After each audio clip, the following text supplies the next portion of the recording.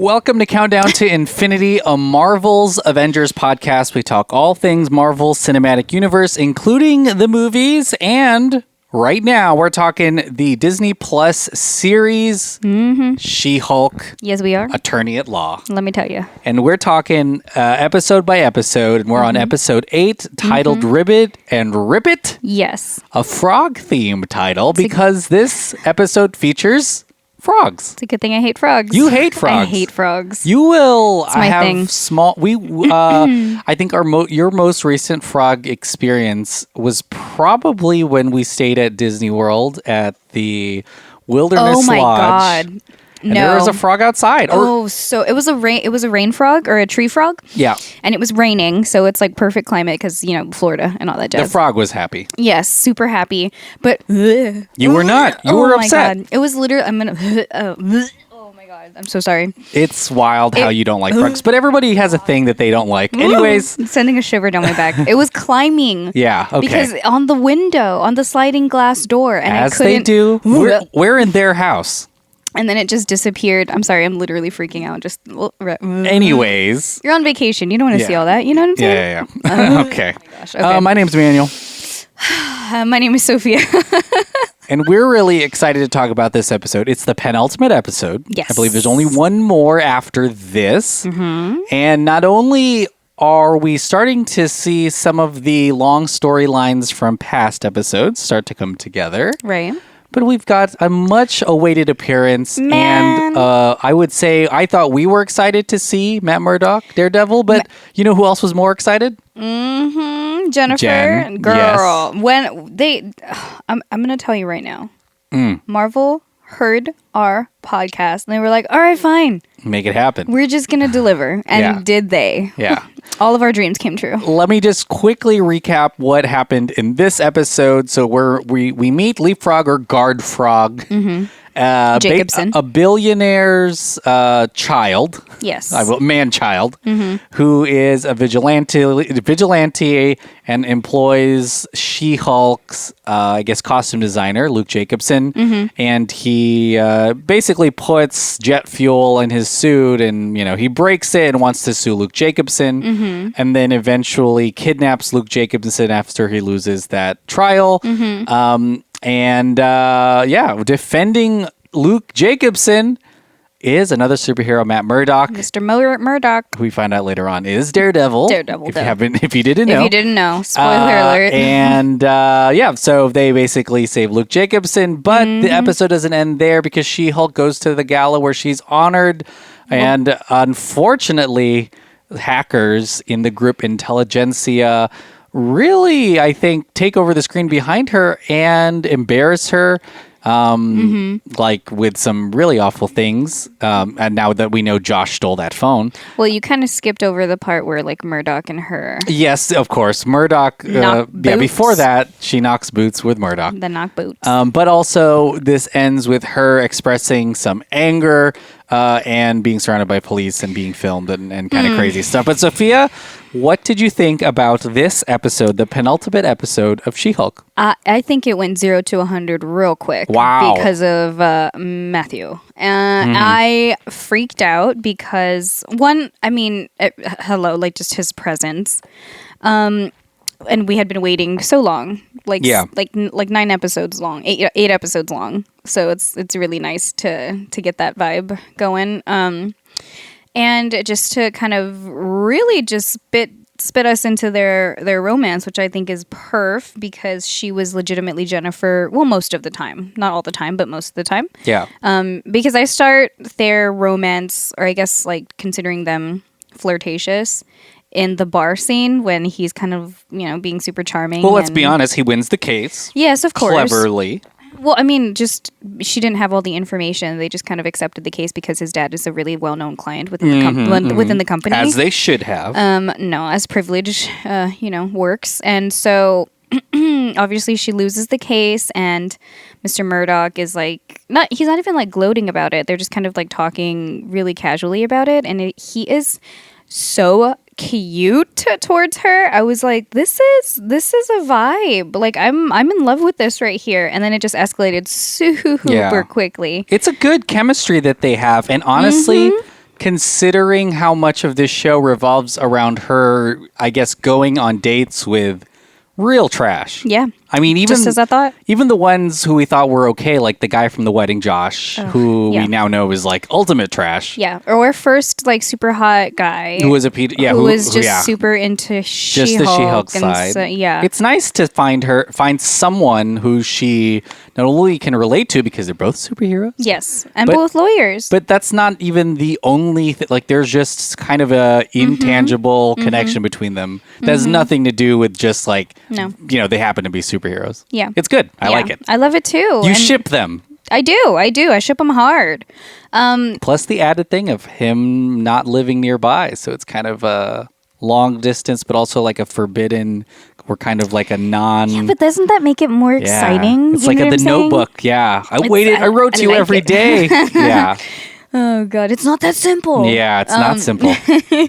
But I do also love how she reacts to him being Daredevil because, like, she could have legitimately, like, freaked out, but she didn't because she was like, oh, what the hell? Like, Mr. Murdoch, what you doing? You know? Yeah. Why are you fighting out in these streets? But, yeah, so I think that's just another thing that they have in common, and it's just... Like, it just makes sense. Like, why didn't this happen sooner? And we hope that, they obviously, like you said earlier, knocked boots. Oh, boy. But it also seems like he does the walk of shame. He leaves the next morning. So it doesn't feel like we're going to see him again. Does that make sense? I hope so. I mean, I hope we do. And I hope it is with Jen. But also, he's got his own show. Daredevil, I guess. There was a love interest in that show, too, no? Yeah, Karen Page. Yes. So that's the other thing is there is, but the thing with the comic books and the shows in a way, like Karen Page likes him and he kind of just is too dumb to know. Does that make sense? Like doesn't have the, he doesn't. Good for Jen. But they do end up together, I believe. So I'm really interested in that. I gotta go check that out. But yeah, I kind of much rather... He stay in LA. Yeah, me too. Yeah. I feel like this just makes more sense. Yeah. But it's fun, especially since we haven't seen him in so long, especially not in TV. So in TV, we've seen him in Spider-Man, but it's just refreshing to see him and to see him kind of flirty. I don't think we've seen that. That's what I'm saying. Like, this is a really cute part. Oh my gosh, when they are fighting in the warehouse. Yeah. Stop it. Like, it's totally like Daredevil vibes. You know what I'm saying? Like, you just see it. You're like, oh man, I think you were exaggerating. Like, there's a hallway scene. Like, that was a real hallway scene. Mm-hmm. And we all know how he gets in hallways. And then Jen just came in and fucked shit up the way that she normally does, She-Hulk style. And I think that was really cute too. It was just like I'm just about this. I'm about this. It's the first real.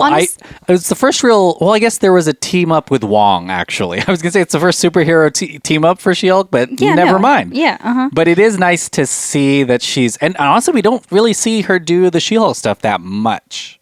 Like it's in small spurts, but here we have. An actual lair, a villain lair, the lily pad or whatever, right? Where they're playing Frogger. Yeah. Everything else, frog related's happening in there. Interesting weapons, by the way. Like if you see the quote unquote henchmen or the goons or whatever they decide to call them. Yeah. I don't know what was. I think one dude had a crossbow, and then another dude had a machete. Like I don't know what was going on in the lair, but some weird stuff's going on. I mean, easily dispatched for our two favorites. Super weird. But did you see them getting shipped so hard? I assumed that they were going to be trying different sides of a case together. I think I thought that early on because I was like, oh, they're both lawyers. Yeah. I didn't expect them to, I guess, have an attraction to each other, but now thinking about it, it makes total sense. I know. And it's so effortless, that I feel like it's just what I want. So it's so hard. We see her struggle so much, kind of code switch, change the way she talks to people, just to go to therapy after one of them, and to find that this is a kind of just an effortless kind of connection. I think that's really fun. It feels supernatural. Oh, yeah. Supernatural. Okay. It feels really natural between the two of them. But also I did not see it coming either. I saw them fighting together, not against each other, but together. And, it just made sense. Superhero ways, superhero subjects. But chef's kiss to the writers, because this was not expected, and I'm still here for it. Yeah. Well, I mean, this is all the best. This is where the episode peaks, I think, for Jen. Like, it feels great. She meets someone she can connect with who is also a superhero, which makes things a little bit easier. But then it kind of has a rough... I mean... She's always struggled, I think, in the law firm that she's in, just period, because they're using her as a symbol more so, or as an icon. Yeah. But, I mean, we meet just the worst people sometimes. Like Todd. Like we see her be called to a meeting with Todd, and it's supposed to be professional, but it ends up not being. It's like him trying to do a booty call, and it's disgusting. Yes, he bought a Wakandan spear, which is also super fucked up, I think. Like, 100%. And they want it back. I can't wait for the Dora Milaje just to go to his house and take it. Seriously. Forcefully. I also feel like there's no way he's not part of this Intelligencia thing, right? He's in on it. With all the money that he has, he could easily organize something. He's there. 100%. Yeah. And we've said this before about him too, because we just got the vibes off of him from like the blind date episode or like the Tinder date episode where we were like, something's into up. She-Hulk as a specimen. He's weird. Yeah, he doesn't even see her, I think, as a person. Homeboy's weird.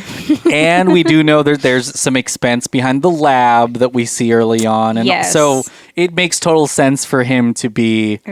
kind of just honestly like a super toxic creepy male dude, who's like who is using the money to get what he wants and kind of having a tantrum when he doesn't, I guess. Seriously. And I think that is in a way, and we'll have to see because we have still one more episode, is a really interesting comment for Marvel to be making about potentially real life people who follow Marvel. Like they've already they were using the real comments from people from the casting of She-Hulk, and they use it early on in the show. So it's almost like the fuel to maybe one of the central themes of the bad guys in this, Intelligencia, kind of the toxic masculinity that lives online.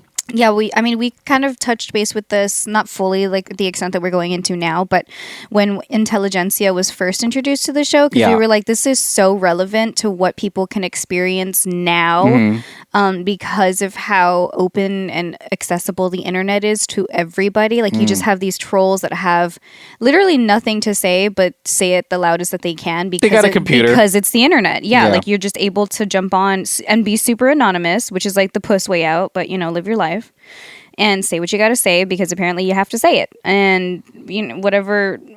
It's so insane because it's so real, and I'm that there's probably people who use their finances as power, and they could very well be doing the same situation that we see in this show, which I think is amazing that Marvel has this platform to like bring it to people's, even if it's just imagination first, but it helps because it's having us like in this situation have an open discussion about it, and maybe other people will too, which I think is really cool. Yeah, and it makes that needs to be said. It makes the show so unique, I think, in that aspect. Like none of the other things have kind of interrogated kind of this idea, and honestly, at the face of the people who are probably watching it, like a lot of the people who have so many bad things to say about. This isn't even a Marvel thing. People who have so much bad stuff to say about a lot of pop culture stuff, consume it. They'll watch every episode of a show and be like, this show sucks. And then they'll watch it the next week, So it's an interesting thing. I love how they're doing it. And I like how it is, it is kind of an IP, She-Hulk, even in the comic books, that draws really strong opinions. Yeah. And I think it's perfect that it's happening with the show as well. I think it was really smart of them to do it with this character specifically. Like her being a female, her going through this like identity crisis thing, like being in the public eye versus her literally being a Hulk, and I think especially towards the end when this leads to my next point. Oh my god. And that's kind of, we can talk about it. So at the gala where they honor every woman who's there, they give out every award. It totally felt like a pageant, which is so annoying. Yeah. Like which is on purpose, that irks me so much. But also there's this moment where I I mean, it's kind of interesting because the entire show, episode 1, is Bruce Banner telling her, you can't Hulk out. You cannot Hulk out ever. No. And she says, like, oh, I'm used to that. Like, I'm not allowed to get mad, not even in Hulk form. Which is why she was able to control it, because she was like, oh, I can do this all day. This happens all day long. And he's like, okay, but just because, and it's interesting, too, because Banner's Hulk, if you remember the second... And he got to Hulk out? Well, yes, but if you remember all of the times that he tries to get away from everything, it's because he hulked out. Yeah. And he's, killed people accidentally, or it happens all in this damage. Avengers Age of Ultron, where he's like, I do not ever want to be Hulk again. Like, all of that he understands, and I think it's something that Jen has to go through as well. Yeah. But yeah, kind of an insane ending. To this. I mean, what do you think happens next to her? Okay, so I'm thinking of it from a female perspective, and I think that this is why it made me so upset, but only because I took it personally. Yeah. Just because, like, there are obviously, like, stereotypes of women being more emotional and reacting in certain ways because we're mad or because we're having a bad day or whatever. Yeah. So that was my initial thought with this episode's ending. Like, I was really bothered by the fact that everybody in the room was like, no, don't do it. No, don't do it. Like, don't lose your temper. But I associated it with, like, just her being Jen and, like, having these emotions. Because, like, realistically, it's revenge porn. Like, we were talking about it. Yeah, it's kind of hardcore that this happened. It's very personal situations that have been displayed in this huge public event that's supposed to be recognizing her on a professional level. Like, anybody who's even not a Hulk would have freaked out and, like, tried to do something. So I think that was just kind of, I don't know, for me, like, unfair, because I think she was totally entitled to that reaction. Yeah. However, because she is a Hulk, it was real bad. Yeah, and that's true. And then, of course, all of the, I think, preconceived notions about Hulk, period. Yes. Abomination was in the show, too, and you kind of, it's interesting because he shows a side of this, because he has the exact same quote-unquote power that she does, except he's just totally going to deny it for the rest of his life, and that's how he's going to deal with it. Bruce has accepted it in a different form and is no longer, he's never going to be Banner again, which is kind of crazy. Yeah. So he's kind of took the other route to this, and Jen's in the middle because she can go back and forth. Right.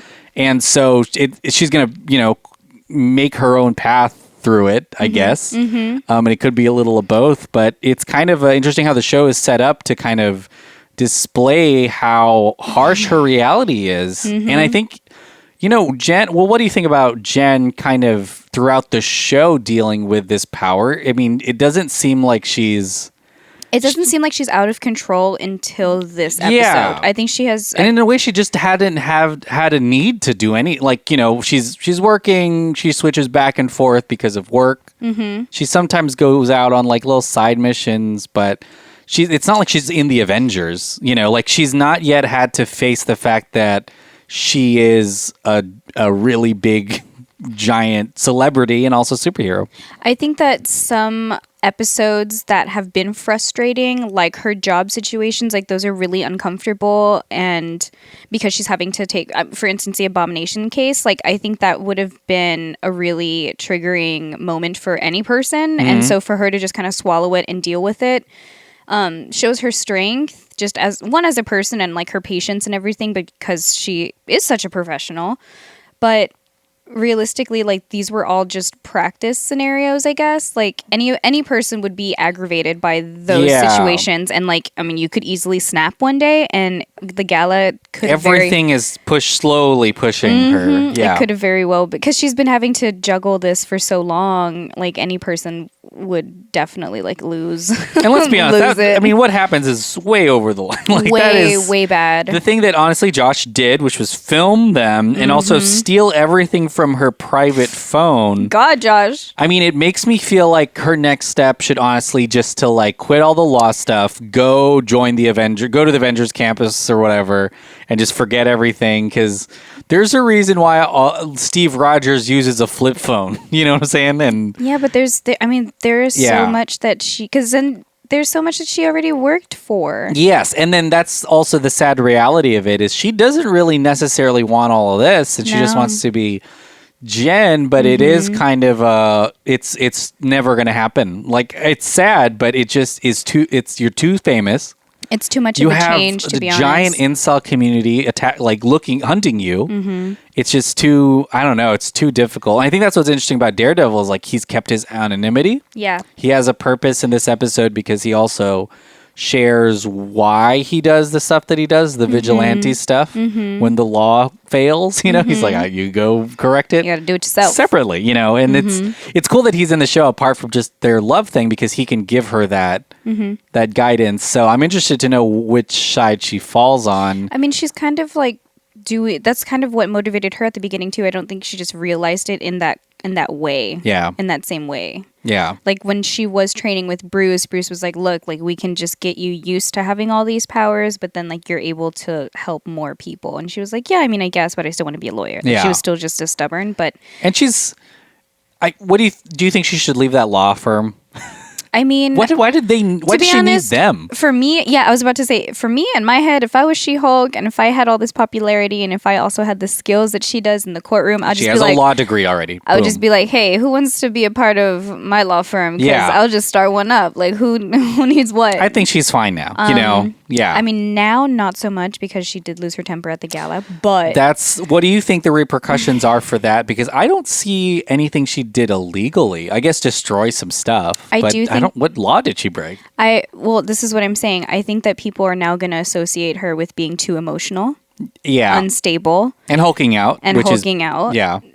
But then I can already see like some really disgusting comments on the internet some takes if it's because this and like she was just too irate, like she was just like, you know what I'm saying, like it was it's gonna be bad. And that's it's gonna be bad. I mean, that's the reality of it, right? Like everything is gonna be it's gonna be way more extreme than what actually happened. Like people's reactions are gonna be awful, and so she's gonna also have to deal with that.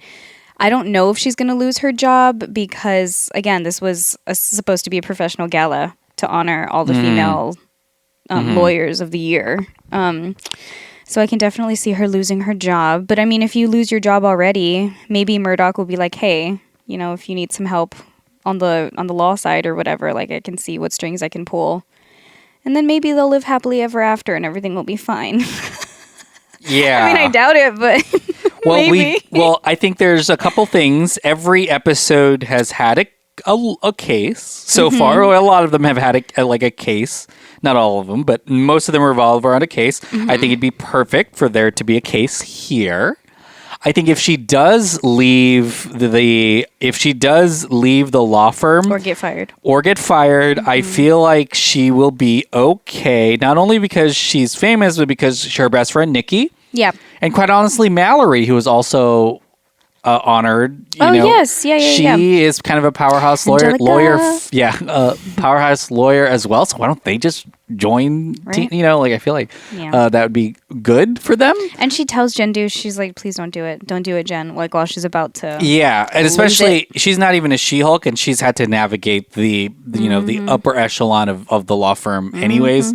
But I don't know. Like I think this next episode, I don't know. I feel like there could still be a giant action sequence, but I feel like it's going to be more of a personal resolution for Jen, more so than it is going to be a giant action fight, because I guess it could be, but yeah. I'm trying to remember if it shows her getting arrested at the end. It doesn't. She's surrounded by police. And not even police. I'm pretty sure their Department of Damage Control. That's right, and she's holding somebody up from Intelligencia, or who she would probably Todd, would be part to be honest with you. But yeah.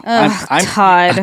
We're going to see more Todd. Because of course he's at the gala. Yeah, and there's no word yet of where She-Hulk comes next. I mean, we haven't seen the last episode, but I'm sure there's another season, but where where else she can cross over. That's what I'm saying. If she goes with Murdoch, I mean, there is an entire at the Daredevil end. show coming out, so it'd be really interesting. But any other things that you're looking forward to in the last episode? I mean, I wouldn't say I'm looking forward to what the repercussions are to her actions, but I'm curious, and obviously they need to happen, and we need to see what happens because, like, we can't just leave her there.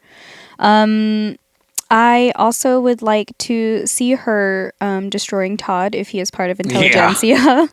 And Josh, wherever he may be, because I've been disappointed in him. So we were rooting for you. You know, there's gonna be a case here. There's gonna be a lawsuit or something. But I do hope she finds whoever's behind Intelligencia and just like goes insane. I think we'll see that for sure. We better. I just want to know how this goes. I'm really worried. That's like I'm just really worried.